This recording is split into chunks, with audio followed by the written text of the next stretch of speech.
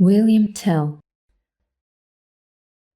Long ago, the Emperor of Austria wanted to make Switzerland a part of his empire, and he sent a man named Gessler to rule the people. Gessler was a tyrant. He ruled the bold Swiss people with a hand of iron.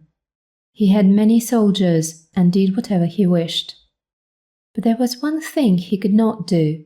He could not make the brave, free people of Switzerland bow down to him when he walked among them.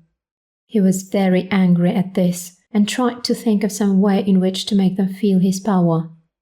In those days, as now, every town had a marketplace. Here the people came to buy and sell goods. The men and women came down from the mountains with milk and cheese, goats and other animals.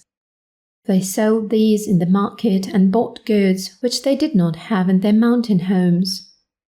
In the marketplace of Altdorf, a Swiss town, Gessler put up a tall pole. On the top of this pole he placed his hat, and this hat was the sign of Gessler's power.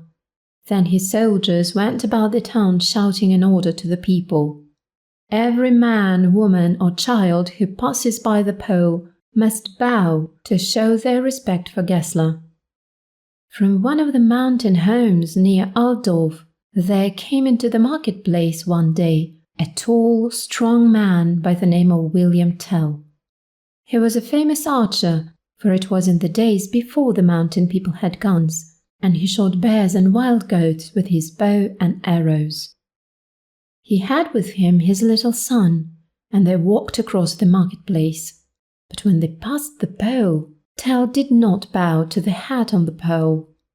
There were spies of Gessler in the marketplace, and they at once went to the tyrant and reported the incident.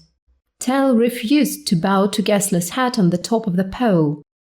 Gessler at once commanded his soldiers to bring Telll to him, and Telll came, leading his little son by the hand.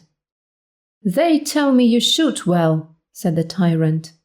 "I shall not punish you, but you must show me your skill. Let your boy stand 100 steps from here.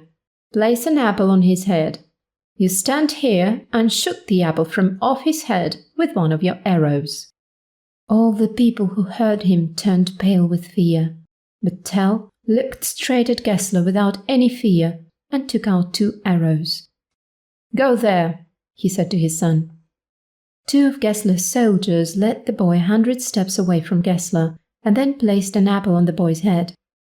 They had some pity for Telll in their hearts, and so they made the boy stand with his back to his father. But Telll ordered the son to face him. Then he shot. The next moment a great shout rose from the crowd. The arrow hit the apple and cut it in 2. The people shouted with joy, but Gessler was not pleased, and said in an angry voice to Telll, "You were not so very sure of your first shot. You put a 2nd arrow in your belt. Why did you do that?"